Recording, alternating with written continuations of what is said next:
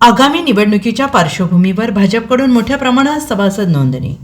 भाजपच्या वतीने संपूर्ण देशभर 5 जानेवारी ते 12 जानेवारी या कालावधीत सभासद नोंदणी करण्याचे उद्दिष्ट आहे. त्या अंतर्गत सांगली आणि मिरज विधानसभा मतदारसंघामध्ये कालपासून संपूर्ण दिवसभर प्रत्येक बूथवर सभासद नोंदणी अभियान संपन्न झाले आणि सभासद नोंदणीच्या पार्श्वभूमीवर सांगली विधानसभा मतदारसंघात 315 बूथ आणि मिरज विधानसभा मतदारसंघात 307 बूथ अशा 622 बूथवर बूथ प्रमुख, शक्ती केंद्र प्रमुख, पन्ना प्रमुख यांच्या बरोबरीने सर्व जिल्हा कार्यकारिणी सदस्य, आजी-माजी नगरसेवक, जिल्हा परिषद सदस्य, पंचायत समिती सदस्य, सरपंच, ग्रामपंचायत सदस्य, सर्व पदाधिकारी या सभासद नोंदणी कार्यालयात सहभागी झाले आहेत आणि प्रत्येक बूथवर किमान 200 सदस्य व्हावेत असे उद्दिष्ट ठेवण्यात आले होते.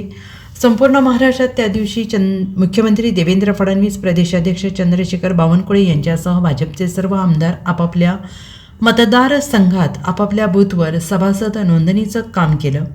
सांगली विधानसभा आणि मिरज विधानसभा मतदारसंघातील सभासद नोंदणीसाठी कार्यकर्त्यांनी मोठ्या प्रमाणावर सहभागी झाले होते आणि प्रत्येकाने जास्तीत जास्त सभासद नोंदणी करण्याचा प्रयत्न केला आणि कार्य केलं. BJP सदस्य अभियान अंतर्गत आज आम्ही घर टू घर जाऊन प्रत्येक नागरिकांचं सदस्य नोंदवत आहे.